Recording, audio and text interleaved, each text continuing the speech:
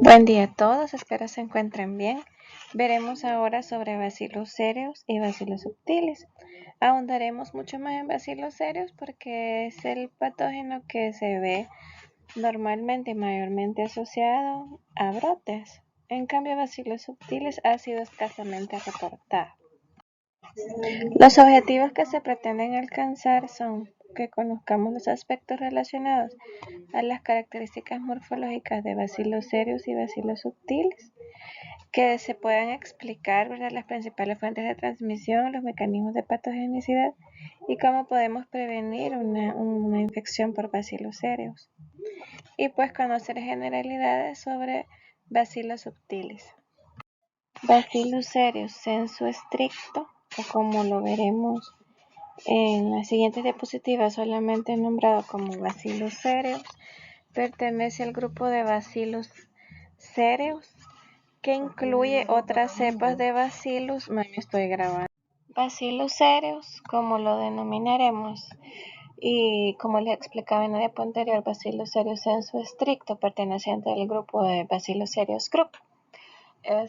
Son bacilos gram positivos anaerobios facultativos, forman endosporas. Estas endosporas pueden ser centrales o pueden ser subterminales y son elipsoides, así como se ve acá, elipsoides, todo esto que les estoy marcando de amarillo.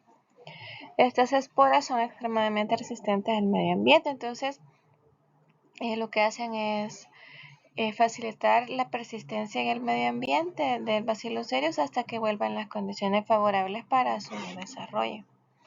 El Bacillus cereus tiene flagelos perítricos, como vemos acá,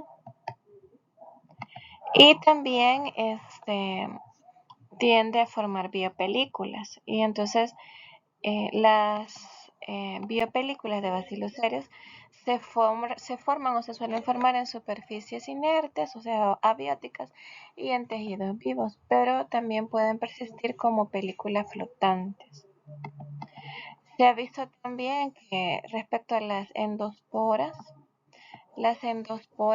facilitan la adhesión a las células epiteliales humanas cuando infectan, ¿verdad?, nuestro organismo. Acá les dejo el árbol taxonómico. El Bacillus cereus pertenece a la familia Bacilliaceae. La intoxicación alimentaria por Bacillus cereus puede ocurrir cuando los alimentos se preparan y se mantienen sin refrigeración adecuada durante varias horas antes de servirlo. Digamos, y en esos casos el Bacillus cereus alcanza hasta 10 a las 6 células por gramo. Entonces, por ejemplo, cocinamos un arroz y lo dejamos enfriar, pero lo preparamos temprano y lo comemos hasta en la noche. Hay un gran riesgo de que si está contaminado con Bacillus cereus, pues estas se multipliquen exponencialmente, causándonos una intoxicación. La identificación de Bacillus cereus incluirá todas las especies del grupo Bacillus cereus, que están el Bacillus thuringiensis, el Anthracis, el Mycoides y por supuesto el Bacillus cereus sensu stricto que les mencionaba. ¿Y qué nos puede causar el Bacillus cereus? Un síndrome emético o un síndrome diarreico. Ya veremos cuándo se presenta cuál. Acá en esta imagen tomada de un artículo científico de Science Direct se representa cuáles son los reservorios ambientales, las rutas de transmisión y algunas manifestaciones clínicas asociadas por la infección con Bacillus cereus. Acá podemos ver que el consumo de alimentos contaminados como lácteos, quesos, arroz, pasta, pollo, carne de res nos pueden llevar a infección por la ingesta ya sea de la bacteria, de la toxina o de las esporas. El Bacillus cereus, acordémonos que se encuentra en la tierra, en materia orgánica en descomposición y también en verduras, en agua de consumo humano, productos secos como el arroz. También podemos adquirirla por una infección nosocomial. Imagínense que algún catéter se nos forme una biopelícula de Bacillus cereus, pues también nos podemos infectar. Y pues los síntomas relacionados a la ingesta mediante un alimento contaminado, entonces sería emesis, o sea, nos da náuseas, vómito, puede llegar a dar hepatitis, también una gastroenteritis. Lo vamos a ver más a detalle en las siguientes diapositivas. ¿Qué factores de virulencia son los que se ven involucrados en la intoxicación por Bacillus cereus? El Bacillus cereus contiene varias enzimas que están implicadas en esta virulencia. Unas son las metaloproteasas como las LNHA1 y las NPRA, que son estas que están acá. Luego las esfingomielinasas, las SMAs que se ven aquí, y fosfolipasas PL. Entonces, en conjunto, se cree que estas enzimas lo que hacen es degradar las proteínas y lípidos que están dentro y o asociadas a las membranas de las células del huésped, para que así se pueda establecer bien la infección. También hay varios factores de virulencia que son responsables de causar esa diarrea, ¿verdad? Esos síntomas diarreicos durante la infección y incluyen estas toxinas tripartitas que aparecen acá, como la HBl, que se le llama hemolicina BL, y otro tipo de hemolicinas que son las que pues nos producen esos cuadros diarreicos. También está la toxina emética, como la cereulida, esta es la representante. Y lo que hace pues es afectar el nervio vago y nos va a generar ese vómito, que es característico del síndrome emético por Bacillus cereus. Entonces, Bacillus cereus nos puede generar síndrome emético o síndrome diarreico. La enfermedad emética se debe a la ingesta del alimento contaminado con una toxina. Entonces, esto quiere decir que la toxina se formó en el alimento y al ingerir el alimento, entonces nosotros nos intoxicamos. ¿Cuál es la toxina asociada? La que vimos en la diapo previa, la cereulida. Es una proteína termoestable producida durante la formación de la espora. Entonces, las esporas no son, digamos, si el alimento ya está contaminado con esporas de bacilos y estas no son totalmente destruidas durante la cocción porque son termoresistentes, entonces al enfriarse el alimento se produce la germinación de las células vegetativas de Bacillus cereus y algunas células vegetativas pueden esporular sintetizando la toxina. Y esta toxina es la causante de las náuseas y los vómitos de este síndrome. La cereulida, entonces, esta toxina se detecta por ultra HPLC o también se puede detectar por el electrospray, ionización de electrospray y masas. Entonces, esos son los métodos que se utilizan ya para determinar la toxina. El periodo de incubación para el síndrome emético originado por Bacillus cereus es bien corto, de unas 6 horas. Se producen, como les mencionaba, náuseas, vómitos y un malestar en general. Es raro que se den complicaciones y por lo general se da una recuperación completa en un transcurso de 24 horas. Bacillus cereus puede multiplicarse fácilmente en alimentos, como les mencionaba, que son preparados y dejados a temperatura ambiente sin refrigeración por una gran cantidad de horas. Y entonces ahí el bacillus se empieza a reproducir y a multiplicar. Entonces, este patógeno es un contaminante frecuente que se encuentra en diferentes ambientes naturales, domésticos y también hospitalarios. En alimentos principalmente los encontramos en los cereales y por lo general el arroz es el alimento mayormente implicado. Hay otros vehículos como las pastas, cremas pasteurizadas y flanes o natillas, que son, o sea, como natillas le dicen en otros países prácticamente a las cremas saladas. Y también se ve asociado en platos ya preparados de arroz. Siempre en el síndrome emético, el riesgo aparece cuando están presentes en altos recuentos del Bacillus cereus. Arriba de 10 a la 6 ya es bien riesgoso.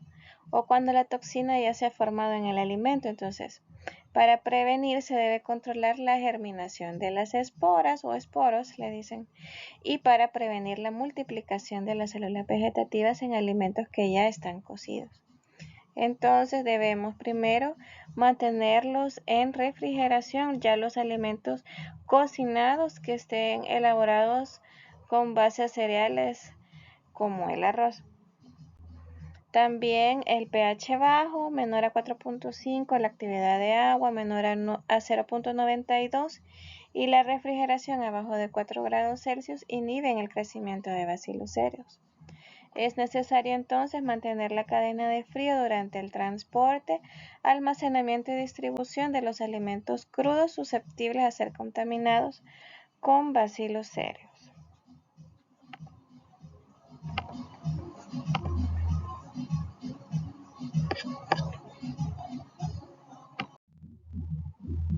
Bueno, entonces ya vimos el síndrome emético, ahora sigamos con el síndrome diarreico.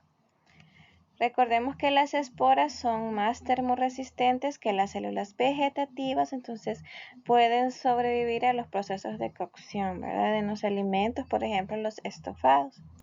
Las esporas germinan en el tracto gastrointestinal y la toxina es producida durante esta germinación.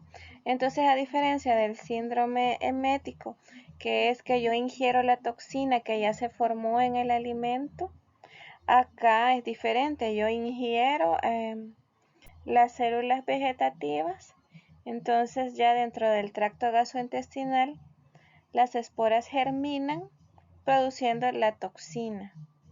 Entonces la toxina asociada es una proteína enterotóxica que lo que provoca es la secreción de fluidos hacia la luz intestinal. ¿Por qué? Porque activa la adenilatociclasa. Acordémonos de bioquímica. Es termolábil y su actividad se ve muy considerablemente reducida por encima de los 45 grados Celsius. Me refiero a cuál toxina, la toxina hemolicina BL, esta es la principal relacionada con producir este síndrome diarreico. Respecto al síndrome diarreico, este tiene un periodo de incubación más largo que va de 8 a 16 horas. Esa es una diferencia respecto al síndrome emético y tiene sentido porque en el síndrome emético veíamos que la persona ingiere el alimento donde ya va formada la toxina. En cambio acá les explicaba que el síndrome diarreico, nosotros ingerimos las células vegetativas de Bacillus cereus y dentro del tracto gastrointestinal es que se forma la toxina cuando las células vegetativas esporulan. ¿Cuáles son los signos clínicos del síndrome diarreico? El dolor abdominal, los calambres abdominales, la diarrea profusa acuosa y en rarísimas ocasiones se puede ver vómito y fiebre. La recuperación generalmente también es dentro de las 24 horas y pues siempre se debe mantener a la persona hidratada, especialmente a las personas de la tercera edad. La ecología y los elementos implicados para el síndrome diarreico por Bacillus cereus va a ser los mismos que para la variante emética. Platos de carne, verduras, sopas, estofados, embutidos, salsas también se le agregan. El control que se realiza va a ser el mismo que para el síndrome emético. También para este tipo de casos, en muchos de los brotes de toxi e infección alimentaria, recordemos que se producen por el inadecuado cocimiento de los alimentos, ¿verdad?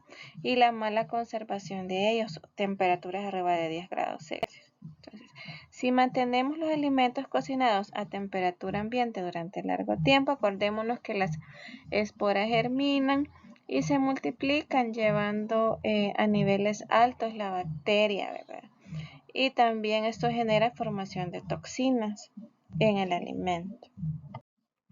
Veremos a continuación un poquito sobre el análisis microbiológico que se realiza para la determinación de Bacillus cereus. El BAM-FDA capítulo 14 indica que la muestra que se necesita, la cantidad de muestra necesaria para analizar Bacillus cereus son 50 gramos. La muestra la debemos transportar lo más rápido posible al laboratorio en hieleras que me consta que se mantenga una temperatura de aproximadamente 6 grados Celsius. Tras la recepción en el laboratorio, almacenamos la muestra a 4 grados Celsius y lo analizamos lo antes posible. De no poder analizarla en un plazo máximo de 4 días después de su recolección, entonces debemos mejor congelar las muestras a menos 20 grados Celsius. Y para su análisis pues se descongela a temperatura ambiente. Los alimentos deshidratados se pueden almacenar a temperatura ambiente y pues se envían sin refrigeración. Se envían al laboratorio sin necesidad de mantenerles la cadena de frío. El BAM-FDA indica que como agar selectivo para poder aislar colonias sospechosas de Bacillus cereus, debemos usar el agar mannitol yema de huevo polimixina o MYP.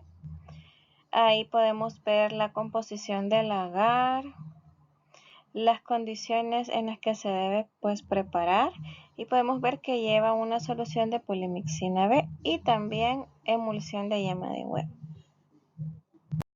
También el BAM-FDA indica que podemos usar el agar cromogénico Bacara. Aquí las colonias sospechosas de Bacillus cereus se van a observar como de rosa o anaranjadas y vamos a observar un halo de opacificación alrededor de la colonia sospechosa y eso va a ser característico de Bacillus cereus. Entonces pesamos 50 gramos de muestra y le añadimos 450 mililitros del diluyente, que en este caso el que indica el BAM-FDA es el Butterfield tamponado con fosfato. Esta va a ser nuestra dilución 1 en 10 y pues mezclamos durante 2 minutos a alta velocidad.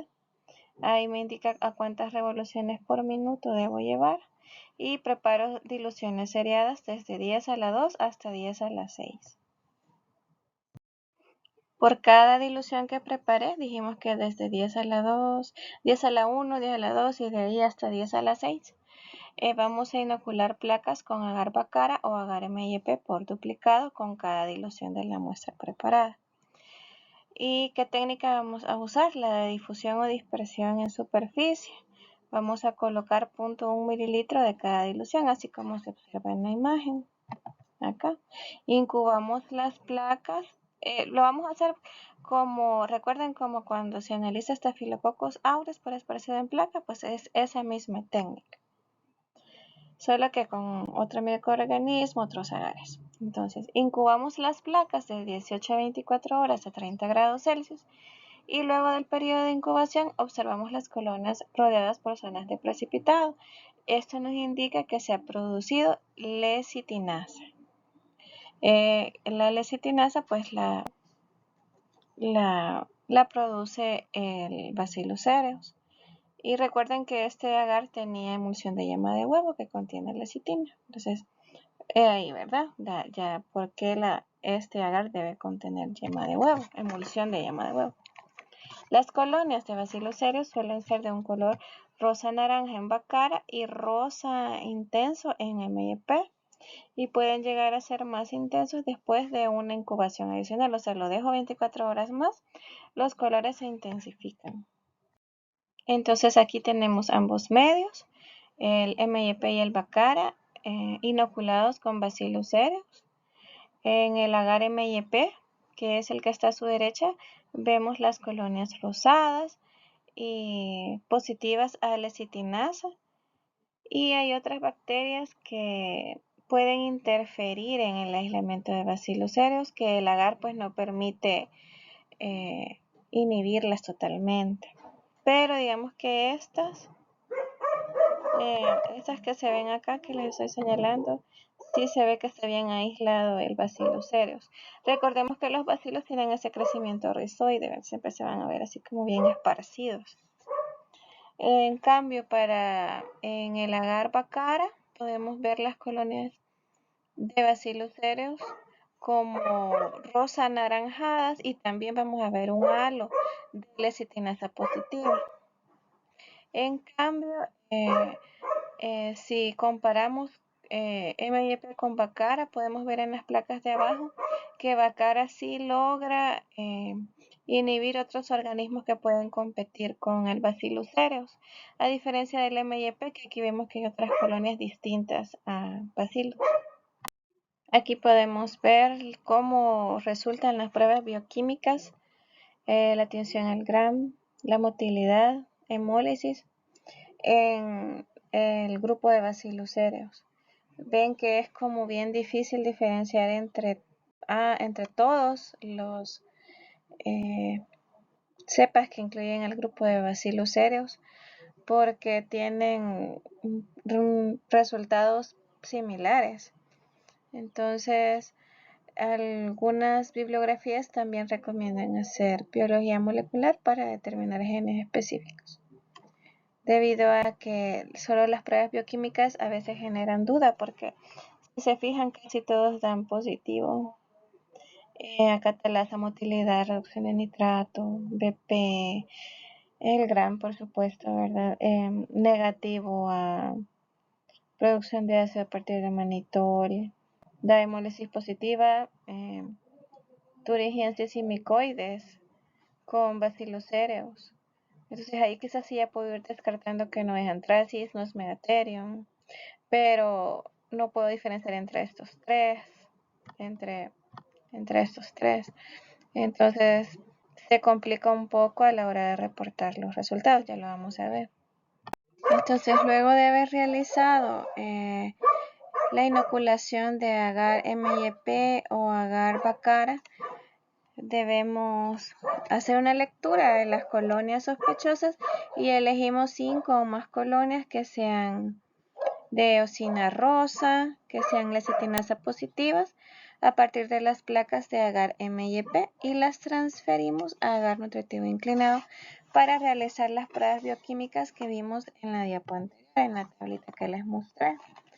Entonces, luego de haber realizado esas pruebas bioquímicas, identificamos tentativamente como Bacillus cereus aquellos aislamientos que son bacilos gram positivos grandes con esporas que no hinchan el esporangio, que producen lecitinasa y no fermentan el manitol en agar MIP, que crecen y producen ácido a partir de glucosa de forma anaeróbica, que reducen el nitrato a nitrito, que producen acetilmetilcarbinol, o sea, Bojes-Proskauer positivo, que descomponen L-tirosina y que crecen con presencia de lisosima al 0.001%.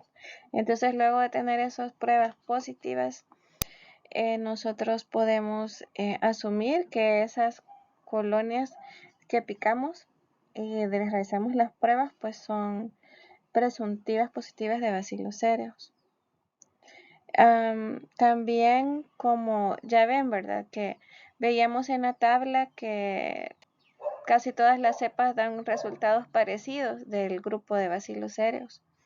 Entonces, por eso recomiendan hacer la prueba de la enterotoxina, que es la que les digo que se hace por ultra HPLC y masas. ¿Por qué? Porque así nosotros sí podemos decir que confirmar que tenemos Bacillus cereus, porque lastimosamente todas las pruebas bioquímicas aún no nos dan una certeza de que pueda ser exactamente Bacillus cereus.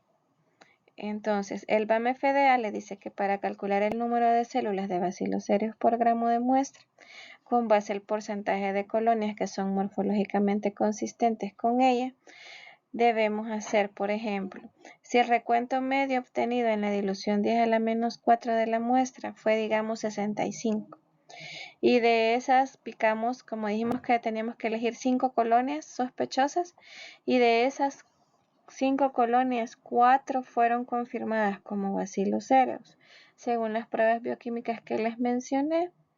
el número de células de Bacillus cereus por gramo se calcula 65 por 4 sobre 5 por 10.000 porque lo obtuvimos a partir de la dilución 10 a la menos 4 por 10 y nos da un valor de 5.200.000 unidades formadoras de colonias por gramo de alimento. Se recomienda el método de NMP o fermentación de tubos múltiples para la vigilancia rutinaria de productos en los que se espera un pequeño número de Bacillus cereus, o sea, cuando esperamos que sea mínimo lo que se puede encontrar. Y es por eso que NMP se dice, según las referencias bibliográficas, que NMP se utiliza para determinar patógenos en productos donde se sabe que la carga de ese patógeno va a ser baja, porque este tiene un límite de detección, este método de NMP tiene un límite de detección bien bajo.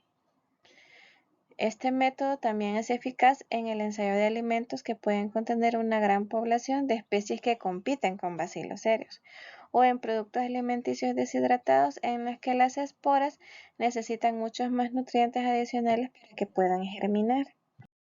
Respecto a Bacillus subtilis es un bacilo gram positivo, catalasa positiva, es aerobio y normalmente lo encontramos en suelo. Este bacillus también puede afectar o contaminar los ambientes, por ejemplo en un laboratorio. Ahí les he puesto una fotografía de una placa. ¿Se acuerdan que cuando hicimos la validación cuantitativa de recuento de aerobios en placa en la matriz de agua, a varios les creció unos microorganismos en la superficie del agar playground? Eran similares a ese crecimiento que yo les mencionaba que era un crecimiento rizoide. Normalmente el Bacillus subtilis crece así y pues es un contaminante ambiental. No se han visto muchos brotes asociados a la ingesta de alimentos contaminados con Bacillus subtilis. Se ha descrito, digamos, en algunos casos la producción de la toxina extracelular subtilina, que tiene una escasa toxigenicidad. Los síntomas que produce la intoxicación alimentaria por Bacillus subtilis pues son similares a los que produce Bacillus cereus, causando un cuadro emético y un cuadro diarreico. Aquí les dejo el Science Quiz, contéstelo y me preguntan si tienen dudas, me pueden escribir. Muchas gracias por su atención, ya saben que quedo atenta a cualquier consulta al respecto. Les dejo la bibliografía que utilicé para preparar la clase. Bye.